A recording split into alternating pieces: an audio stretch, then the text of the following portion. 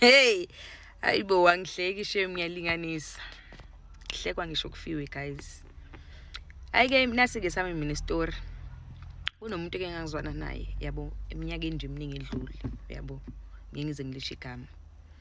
Hawu sathandana noMogayi kumnandi nje, yabo, couple kumnandi, yabo siyacheckana every day. Kushaya isikhathi saDisemba. UDisemba ke nani niyazi ukuthi uDisemba umuntu osuke ehleli nomndeni wakhe, yabo, so ngangihleli nomndeni wami ngijabule kumnandi naye ehleli nomndeni wakhe kubo ejabule naye kumnandi. Zithi mase kusondela uKhisimbuzi. Hayibo. Saxabana manje sibanga nje into engekho engazi ukuthi yabo udweshu selisukaphi manje umsindo usukaphi, yabo. Engiunderstand ukuthi umsindo usukaphi. Kanti uMogayi ubhizi ngale uyayijabulela, yabo, akafuni ukuthi ephazamiswe emakhaya. Ayike siqhubeke sibe right, silungise whatever sasiye sixabanisa ngaleso sikhathi bese uyashaya uJanuary phela sekumele, yabo, sibonane. Masikumele sibonane ke sekuzavula nezikole phela kumele sibonane. Hayibo umuntu eze kimi ngalolu suku udakiwe, yabo. Wayile nhlobo leyo ukuthi ke vele ke mayidakiwe ke nje hayi, yabo, ziyaya ebuthongweni ke uyalala, yabo. Hayi kube khona lento manje engitshelayo ukuthi no konke engekho right la, ngathi kuningi obekwenzeke emakhaya, yabo, konke engekho right. Uyayibo guys, lento le esuke ikutshela kumele uyilalele. Nami ngayilalela ke but ngayilalela ngendlela wrong ke mina. Okay, ngiyeza nestory. Hayi ezume kuGayi elale, uyabo. Mayilala mina ngizama ukukhulumisa lento le engitshelayo ukuthi no man, ngathi ube busy lo muntu lapha.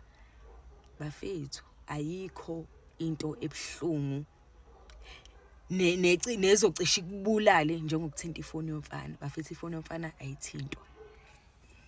Okay, elale. Ifoni yakhe ine-fingerprint, idinga i-fingerprint. Ngiqale ngicabange mhlawumbe ngahlala i-hour ngicabanga ukuthi ngizoyithatha kanjani ifoni, isandla sakhe ngizosithatha kanjani ukuze ngikwazi ukuvula le foni ngibone ukuthi kahlahle ube busy ngani ngoDisemba. Hey, angihleki ngiyalinganisa. Ngihlala i-hour ngicabange lapho uvalo lushoni luthi gu uvalo. Phela ngenza into wrong kahlahle into engenzayo phela ukuthi ngithinta ifoni yomuntu elele. Yimi ke loyana ngivele ngiqunga isibindi. Ngithathe ifoni uma iseguquka ngivele ngithathe isithupha sakhe isandla kube ngathi ngiyambamba kanje, uyabo. Kanti cha mina ngifuna isithupha, yabo. Ifoni yakhe sengiyibambe ngesandla ngiyibambe ngalesi esinye isandla. Yimi lo yangithatha isithupha sakhe ngisifaka ngemuva. Ikhanya ifoni ivuleke. Hey! Uvalo lungithi hece. Ngibone ngathi inhliziyo mfethu iphapha ngamawala, ngibone ngathi izophuma mfethu inhliziyo. Bafethu kubhlungu ungitshontsha ifoni yomuntu elele. Kubhlungu, yabo, lapha ngacishe ngamelwa inhliziyo. Ngisayintshontsha ifoni angakaboni ke cabanga okuphakathi efonini. Ngisayintshontsha. Uyacabanga ke sengizobona okuphakathi efonini. Okay, eyivula ifoni ngivele ngithi yabo la ngizokwenza kanjani because ngeke ngikwazi ukulokhu ngiyivulela la izolokhu imkhanyisa ifoni, yabo. So yini engizoyenza? Ngabona ukuthi okay into engizoyenza angivele ngihambe nge-toilet. Ube ngathi umuntu oyochama vele e-toilet. Vele ulele udakiwe uphelile ulele vele. Yimi lo yangithatha ifoni yakhe ngithatha neyami. Purukutu nyaphi njalo ngiyemthoyi. Ngifuna nje ukuyoyiphejela kahle emthoyi, uyabo. Ngifuna nje ukuyoyiphejela kahle emthoyi. Hayi ngifike emthoyi ngivele ngene ngikhiya umnyango. Vele ulele yena ngiyazi ngeke ezivuke. Ngene ngikhiya umnyango ngicabanga ukuthi ngizoqalaphi.